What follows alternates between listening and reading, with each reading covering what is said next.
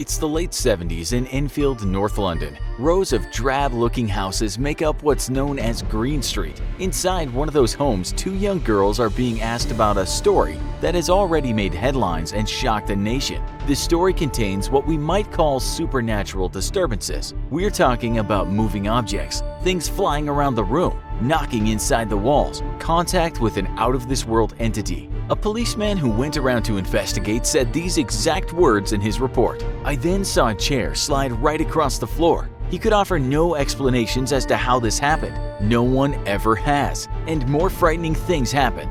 This has been called the best case ever for proof of a poltergeist, but there are many skeptics. It all started on a balmy night in August of 1977. A single mother made a phone call to police and told them something they didn't regularly hear. The mother, named Peggy, told the cops she believed her house was haunted. Things were moving around by themselves. Sounds were emanating from the walls. The policeman went around to see what was happening, and as we said, he witnessed a chair sliding across the floor. He checked for hidden wires, fishing line, anything that might have been used to move the object, and wrote in his report that he found nothing. No crime had been committed though, so what could the police do? Unfortunately, in North London, there was no branch of Ghostbusters Inc. At first, many people just thought it was the kids playing a prank. These were the then 13-year-old Margaret and the 11-year-old Janet. The two almost became household names because the British media were all over the story. On TV, the two would talk about flying Lego bricks and generally just things moving around on their own accord. Maybe they were just kids with very active imaginations, but others came forward too to say that they had seen the same. In interviews, one man said he was hit by a flying slipper. There's an interview with another police officer, and her exact words were, "I saw a chair levitate." Many more people in the end would witness these strange happenings. Some say about 30, but 17 of these people were confirmed and interviewed. Could they all have been hallucinating? Could they have all fallen for an elaborate hoax played on them by the kids? We'll get around to it later, but we should tell you now that those girls, now middle-aged women, still say today what they saw was real, that they had been a part of a haunting. When you can't call Ghostbusters, perhaps the best thing to do is call the Society for Psychical Research. And that's what the stricken family did.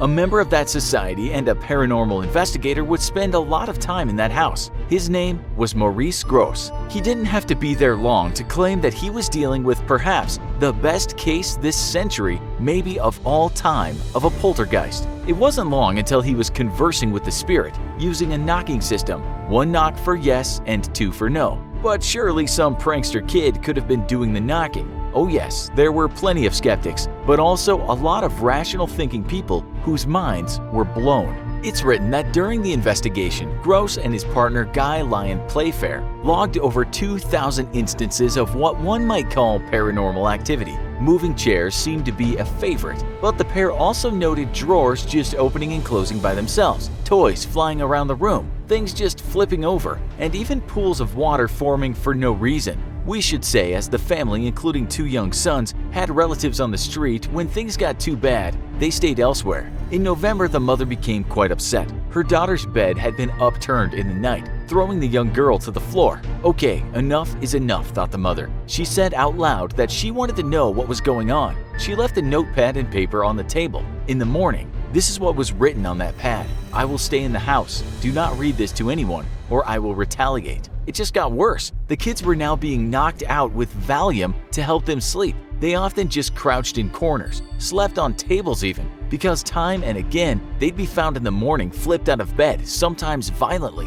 That same month, a medium was invited to try and talk to this ghost that didn't seem to like kids having a good night's sleep. His name was Luis Gasparetto, known as the Brazilian Psychic. All that happened though was he made the family feel better. It's now December and Janet, the youngest child, has been acting up. She speaks in a weird voice as if possessed, and it's said in a semi-conscious state she produced a series of rather violent and disturbing drawings. Janet seems to have it the worst, and now isn't just being thrown from her bed, but is found sleepwalking. She believes she was pulled out of bed and led by someone. Janet seems to be the chosen one because for one day when Maurice was trying to get the entity to speak and record it, at first all the thing did was whistle and bark.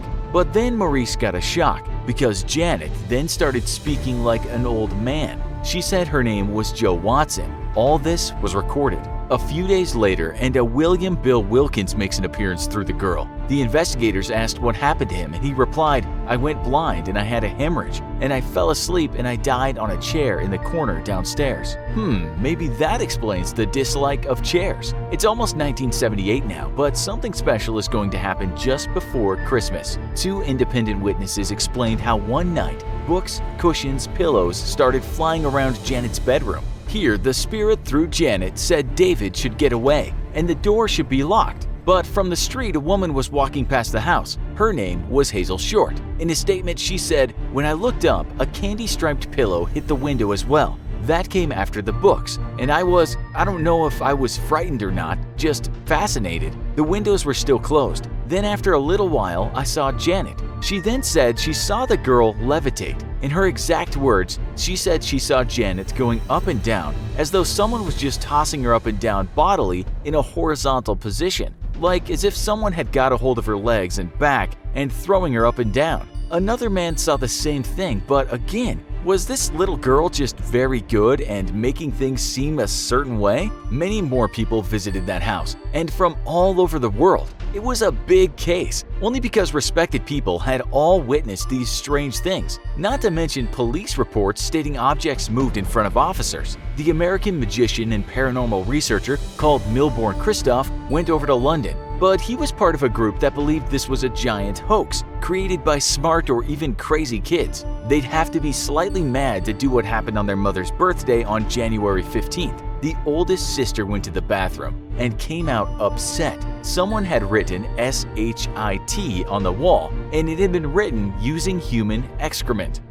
Happy birthday, Peggy. The day got worse because that's the day Peggy said she clearly saw an apparition of a man at the bottom of the stairs. As a single mother with 4 kids, a poo-painting ghost, months of craziness, Peggy was later hospitalized. She was soon released though. Many people, supernatural experts, magicians, and the media made trips to the house. It was like a paranormal circus. Perhaps the most famous people to visit were the paranormal investigators Ed and Lorraine Warren. You might know these guys as they've been portrayed in the Conjuring movies. On a second trip to London in 1979, they filmed for hours, saying they captured things levitating and also the spontaneous removal of the wallpaper. They were both convinced the haunting was real, and years after, Lorraine would call the Conjuring 2 movie accurate. That's the one with the Enfield trip in it. Eventually, young Janet stopped speaking for dead people. She would say she didn't remember much of what went down when she was in those trance states, but many years later, when she was a middle-aged woman, would say in an interview,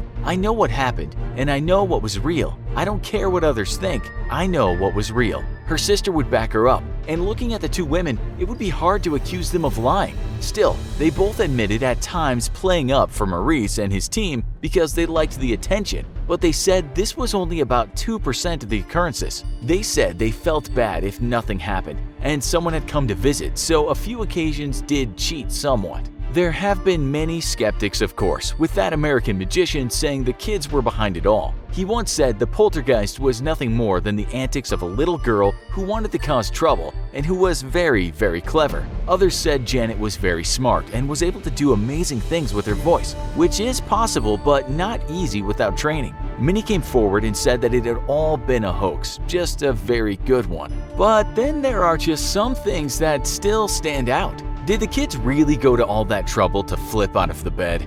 They, or perhaps just Janet, or even the whole family, must have had a great sleight of hand to make things just fall over, slide, fly through the air, and make dozens of people see it, all without adults seeing the trick. One of the better-known critiques of the Enfield haunting came from Chris French, a psychologist who works at Goldsmiths University of London. He starts with the basic stuff, saying if the girls said that they made up about 2% of what went down, it's likely they were lying about more things. He then says that famous photo of Janet apparently levitating isn't exactly trustworthy, and she could have just been mid-jump. He goes for a bit of a long shot with the police reports, stating that people can be very suggestible. Conjurers often make people see something that isn't actually happening, he says, and suggests that the cops just saw what they thought they should see. He added, "I strongly suspect it was Janet and her sister behind it. There are other cases where schoolgirl pranks have gotten out of hand. Once those sisters got going, there was no going back," he believes. Maybe that's still the case because they still say what happened,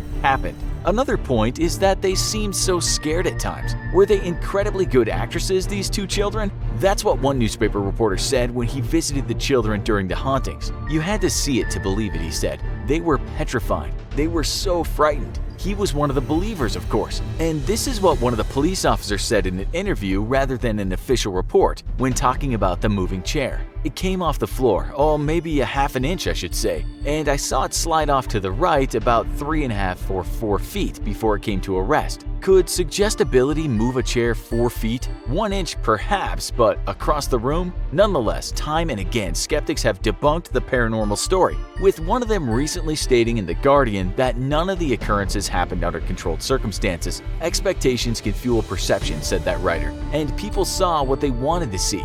That might not necessarily mean the family was playing tricks, or rather the girls, but they had become convinced of what their imaginations told them. It's time now to leave this open to you. An elaborate hoax or a real-life haunting? Tell us what you think in the comments. Also, be sure to check out our other show, The Ghost Ship That the Government Tried to Keep a Secret. Thanks for watching, and as always, don't forget to like, share, and subscribe. See you next time.